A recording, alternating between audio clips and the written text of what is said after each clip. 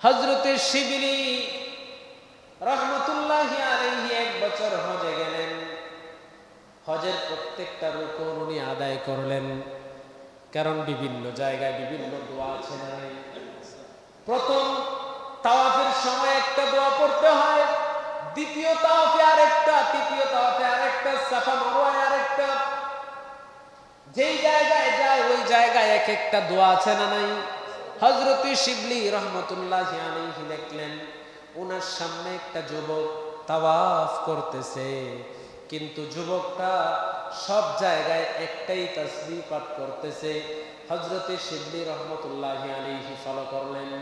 ওই যুবক কি করেন দেখলেন, যুবক অন্য কোনো দোয়া করে না, যুবক শুধু একটা দোয়াই করে, সেটা হচ্ছে আমার রাসূলের উপরে দরুদ বলুন সুবহানাল্লাহ।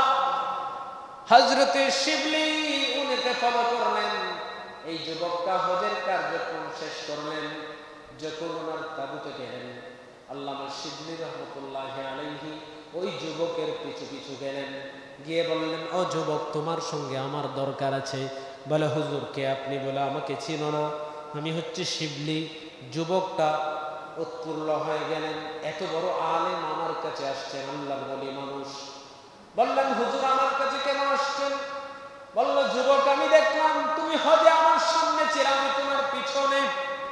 তুমি প্রত্যেকটা তাওয়াফে নির্দিষ্ট দোয়া আছে, প্রত্যেক জায়গায় নির্দিষ্ট কিছু তাসবিহ আছে।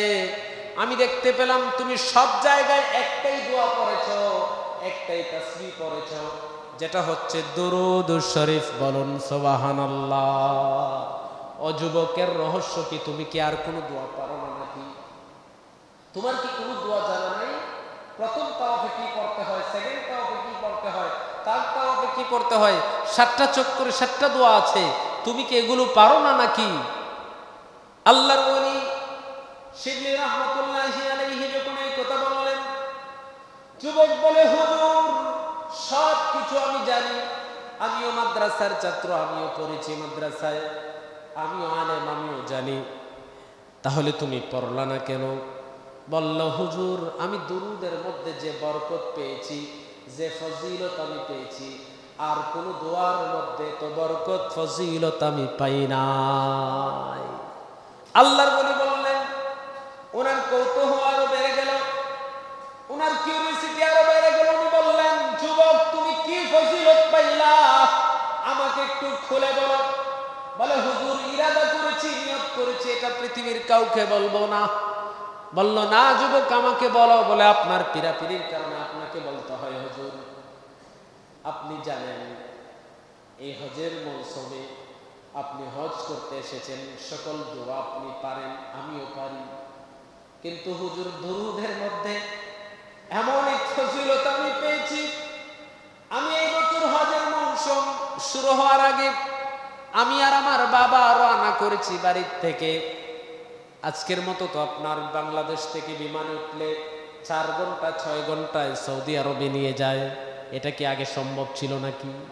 কয়েক মাস আগে বের হইতে হইতো, তারপরে হেঁটে, কিছু গাড়িতে সোয়ার হয়ে, কিছু জাহাজে, এইভাবে পথ অতিক্রম করতে হইতো, ঠিক কিনা?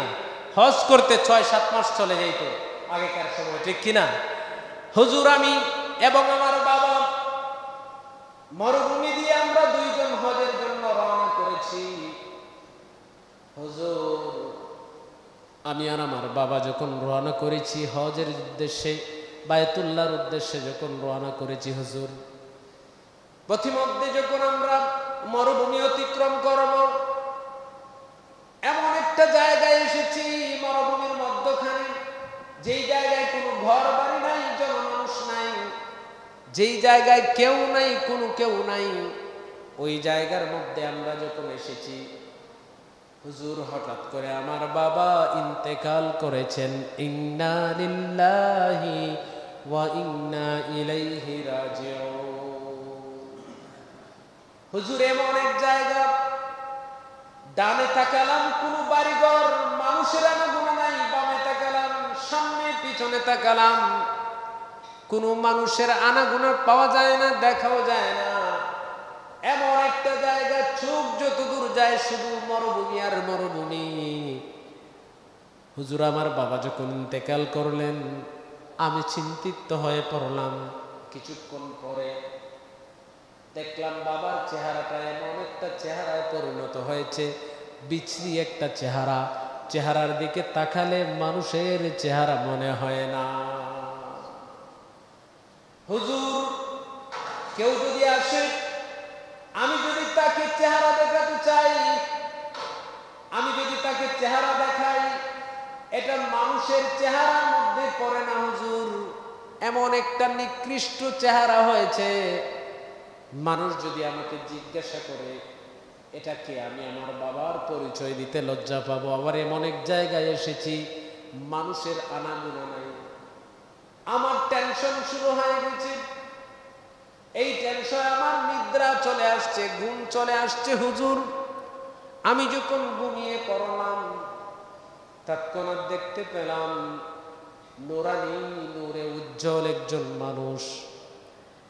পৃথিবীতে এত সুন্দর মানুষ আমি জীবনে দেখি নাই। এর চেয়ে সুন্দর চেহারার আর কেউ হতেও পারে না। উনি আসলেন আমার কাছে, এসে আমার বাবার পাশে বসলেন। বসে বাবার মুখের চাদরটা সরিয়ে উনার নূরানি চেহারার মধ্যে আমি যে গ্লেজ দেখলাম, এটা আলো আমার বাবার চেহারার উপরে পড়েছে। উনি আমার বাবার চাদরটাকে টেনে উনার নূরানি হাত মুবারক আমার বাবার চেহারার উপরে বুলাইলেন।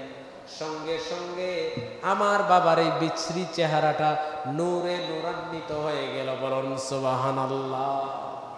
হুজুর এত সুন্দর চেহারা তৎক্ষণাৎ শুকরের চেহারা থেকে নূরানি মানুষের চেহারা পরিণত হয়ে গেলেন। আমি স্বপ্নেই জিজ্ঞাসা করলাম কে আপনি? উনি আমাকে বললেন, হতভাগা তুই কি আমাকে চিনতে পারস নাই? আমি হলাম আকা মওলা মুহাম্মাদুর রাসূলুল্লাহ সাল্লাল্লাহু আলাইহি ওয়াসাল্লাম। হুজুর উনি যখন আমাকে পরিচয়টা দিলেন, আমি জিজ্ঞাসা করলাম এই বিপদের সময়ে মরুভূমির মধ্যখানে আপনি কিভাবে আমার কাছে আসলেন? আমার বাবারই বা কি আমল ছিল, আপনি কেনই বা আসলেন? উনি বললেন, ও আমার হতভাগা উম্মত, শুন, তোর বাবা আমল বলতে একটা আমল ছিল। তোর বাবা প্রত্যেক দিন ঘুমানোর আগে 300 বার দুরূদ শরীফ পড়তেন আমার উপরে। একজন ফেরেশতা আমার কাছে ওই দুরূদ শরীফ পৌঁছায়। আজকে তোর বাবার দুরূদ যখন আমার কাছে পৌঁছে নাই, আমি জিজ্ঞাসা করলাম ফেরেশতাকে। উনি বলল, আমি জিজ্ঞাসা করলাম আমার অমুক উম্মতের দুরূদ শরীফ কোথায়? সে বলল, উনি তো ইন্তেকাল করেছে মরুভূমির মধ্যখানে। হাজরিন, এই কথা যখন বললেন যে আমার বাবার এই আমলের কারণে, রাসূলুল্লাহ বলেন, ও যুবক শোনো, তোমার বাবা এই আমল করতো 300 বার দুরূদ শরীফ না পড়লে কোনোদিন তার চোখে ঘুম আসতো না। সে যা কিছুই করুক, বিছানায় যাওয়ার আগে 300 বার দুরূদ শরীফ পড়ে ঘুমাতো। আজকে যখন দুরূদ পৌঁছায় নাই, আমি খবর পেলাম আমার উম্মত, আমার আশিক মরুভূমির মধ্যে খানে বিপদে পড়ে গেছে। আমি তাকে সাহায্যের জন্য এসে গেছি। বড় করে বলুন সুবহানাল্লাহ। হাজিরিন, শুধু তাই নয়, যুবক বললেন, হুজুর শোনেন, আমার বাবা ইন্তেকাল করেছেন, আমি টেনশনের মধ্যে আছি। আমি কিভাবে এই মরুভূমির মধ্যে যাত্রাপথে সফরে আমি কিভাবে বাবাকে একা দাফন করব? কোত্থেকে মানুষ পাবো, খবর কিভাবে খুঁজবো, একা একা কি করবো? মানুষও যদি আসে, আমি মানুষ যদি আমার বাবার চেহারা দেখে, যদি জিজ্ঞাসা করে তোর বাবা কেমন ছিল, এই টেনশনে যখন পড়ে গেলাম, এই স্বপ্ন যখন ভাঙলো, আমি দেখতে পেলাম হাজার হাজার মানুষ আমাদের দিকে আসতেছে। বলুন সুবহানাল্লাহ। হুজুর আমার ঘুম ভেঙে গেল। ঘুম ভেঙে দেখলাম হাজারো মানুষ আমাদের দিকে আসতেছে না, আর বলছে না, যুবক চিন্তা করিও না, আমরা তোমার বাবার দাফন কাফনের ব্যবস্থা করব। কিছু মানুষ খবর করা শুরু করে দিলেন, কিছু মানুষ আমার বাবাকে দোয়ানোর ব্যবস্থা করলেন, কিছু মানুষ প্রস্তুতি নিচ্ছেন জানাজা দিবার। এই কথা যখন বললেন হুজুর, সবাই যখন সবার কাজে ব্যস্ত, আমি জিজ্ঞাসা করলাম, ও আমার ভাইয়েরা, আমি তো কোনো মাইকিং করাই নাই, এমন এক জায়গায় আমার বাবা ইন্তেকাল করেছেন, কাউকে খবর দেওয়ার মতো কোনো স্কোপ নাই, সুযোগ নাই, কিন্তু আপনারা কিভাবে তো মানুষ জানলেন আমার বাবার জানাজায় শরীক হওয়ার জন্য, দাফন কাফনে শরীক হওয়ার জন্য আসলেন? যুবক যখন এই প্রশ্ন করলেন, ওই লোকগুলো বলছেন, যুবক শোনো, আমরা আজকে রাত্রি শেষ ভাগে এমন একটা ইলহাম হয়েছে, আসমান থেকে আওয়াজ হয়েছে, যদি কেউ জীবনের গুনাহ মাফ করাতে চাও, তোমরা চলে যাও, ওই মরুভূমির মধ্যে একজন মানুষ ইন্তেকাল করেছে, হজের সফররত অবস্থায় একজন মানুষ ইন্তেকাল করেছে, আল্লাহ তোমাদের জীবনের গুনাহ সমূহ মাফ করে দিবে। কোত্থেকে ইলহাম হয়েছে? উপর থেকে ইলহামের মাধ্যমে আমাদেরকে বলে দেয়া হয়েছে যে তোমরা কে আছো জীবনের গুনাহ মাফ করাতে চাও, ওই মরুভূমির মধ্যে অমুক নামের অমুক মানুষটা মারা গেছে, যাও তার জানাজায় অংশগ্রহণ করো, দাফন কাফনে অংশগ্রহণ করো, তাহলে তোমাদের পূর্বের জীবনের সব গুনাহ আল্লাহ মাফ করে দিবে। যুবক বলে, হুজুর এই হচ্ছে দুরুদের ফজিলত, এবার আপনি বলুন আমি আর কোন দোয়া কিভাবে পড়ব, কারণ দুরুদের চাইতে বরকতপূর্ণ আমি কিছু পাই নাই, এই জন্য আমি দরুদ শরীফ ছাড়া আর কোনো দোয়া পড়তে পারি না, এই জন্য আমি শুধুমাত্র দরুদ শরীফ পড়েছি। আল্লাহ তাআলা কুরআনুল কারীমে বলেছেন, লাকাদ মান্নাল্লাহু আলাল মুমিনিনা ইয বা'আতা ফীহিম রাসূলা মিন আনফুসিহিম ইয়াতলু আলাইহিম আয়াতি ওয়া ইউযাক্কিহিম ওয়া ইউআল্লিমুহুমুল কিতাবা ওয়াল হিকমা ওয়া ইন কানু মিন ক্বাবলু লাফি যালালিন মুবিন। আল্লাহ তাআলা বলেন, নিশ্চয় আল্লাহ মুমিনদের প্রতি ইহসান করেছেন। লাকাদ মান্নাল্লাহু আলাল মুমিনিন, আল্লাহ তাআলা ইহসান করেছেন কাদের উপরে? আমাদের উপরে। কাদের উপরে? আল্লাহ তাআলা দয়া করেছেন আমাদের উপরে। আল্লাহ নিজেই বলছেন যে নিশ্চয়ই আল্লাহ দয়া করেছেন মুমিনদের উপরে। কেন দয়া করলেন?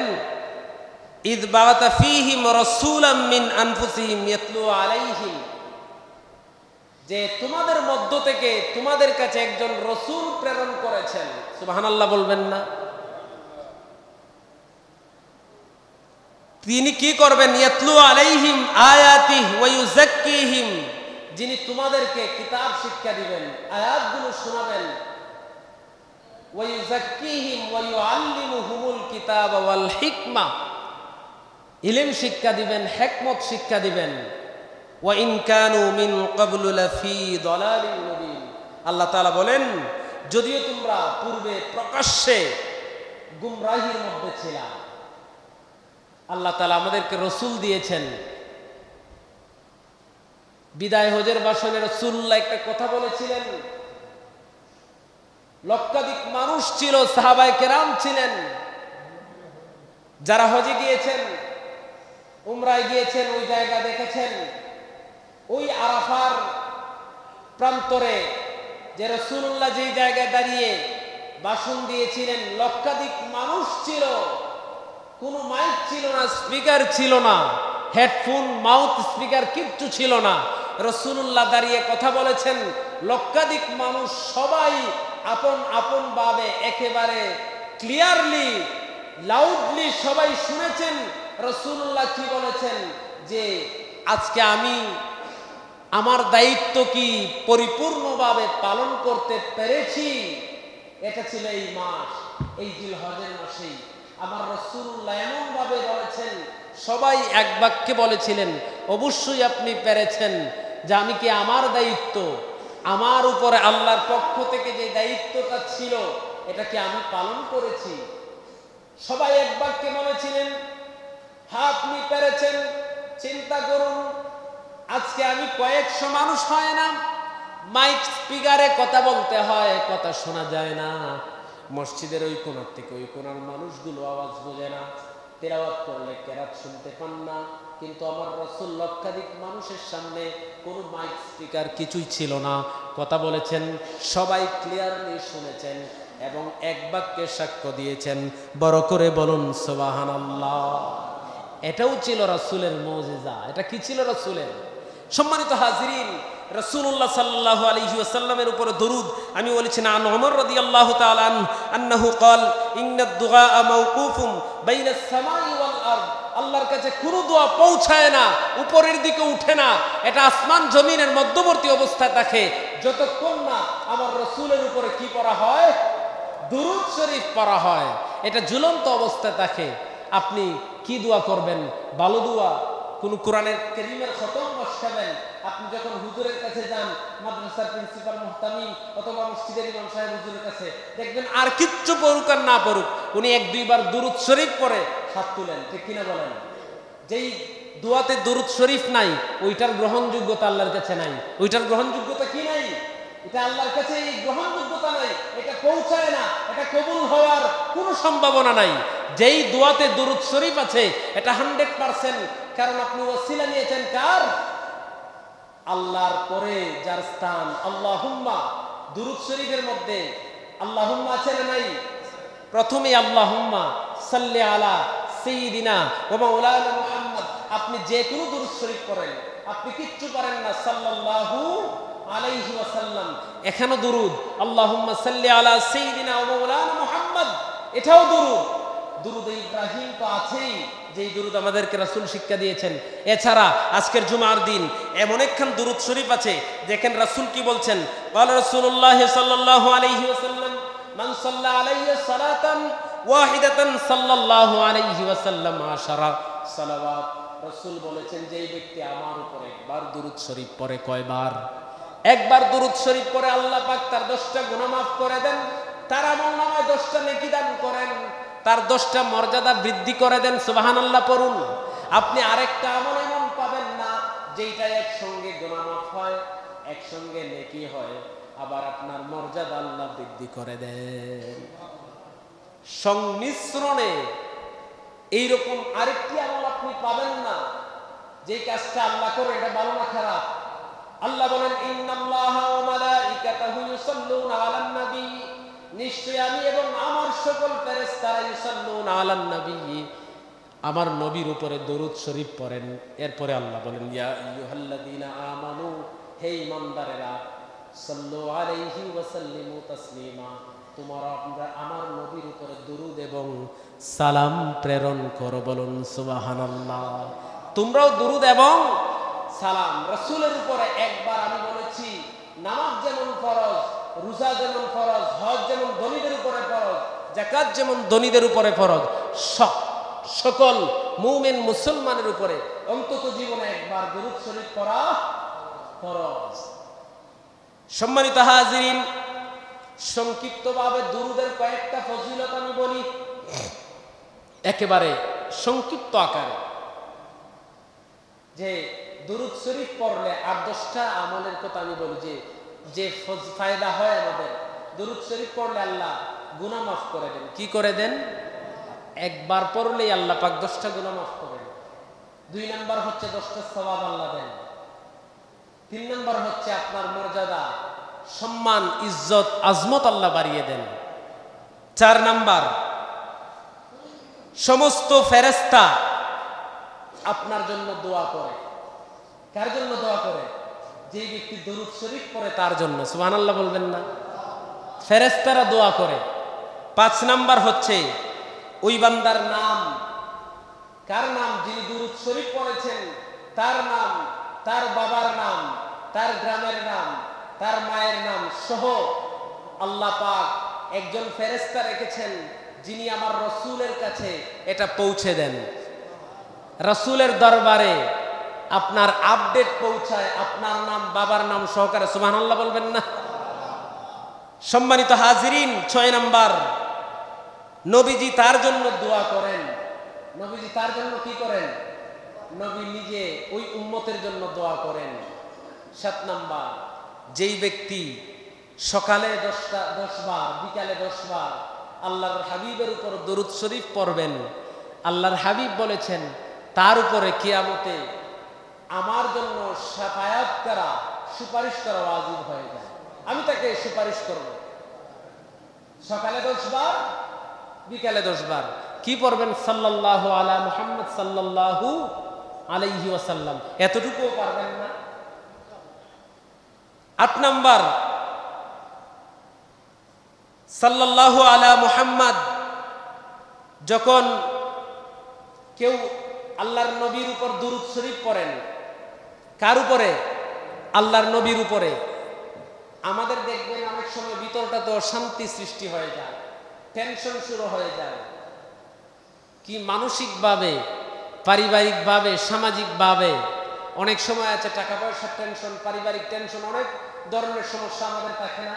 আপনি যদি রাসূলের উপরে দরুদ শরীফ পড়েন, শান্ত মনে দরুদ শরীফ পড়ে 2 রাকাত নফল নামাজ করবেন, আল্লাহর কসম আপনার মনটা শান্ত হয়ে যাবে।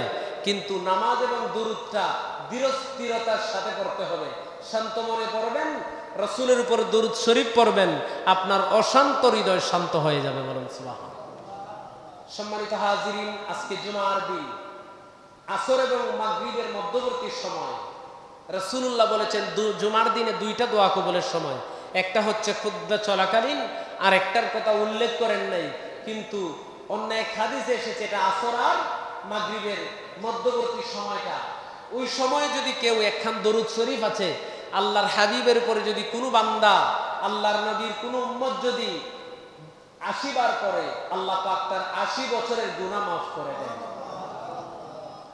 সম্মানিত হাজিরিন, আপনি আরেকটা আমল আমাকে দেখান যে হুজুর এই আমলটা করলে আল্লাহ গুনাহ মাফ করেন, আল্লাহ সওয়াব দেন, আল্লাহ মর্যাদা বৃদ্ধি করে দেন, এতগুলো ফজিলত আল্লাহ দেন।